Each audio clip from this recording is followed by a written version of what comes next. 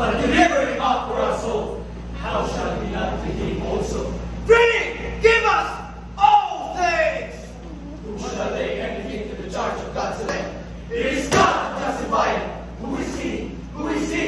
Who is he? Who is he that condemneth? It is Christ that died. Yea, rather, there is reason again, who is seated at the right hand of God, who also maketh intercession for us. Who shall separate us from the love of Christ?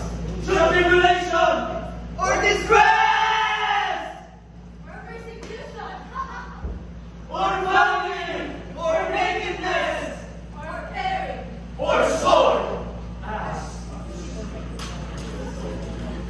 We are killed. Oh, we are counted as sheep for his son. Hey, in all these things, we are more than conquerors through him that loves us. For I am persuaded that neither death,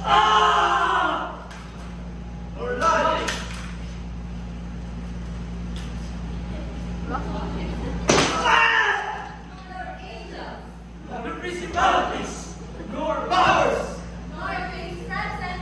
nor things to come,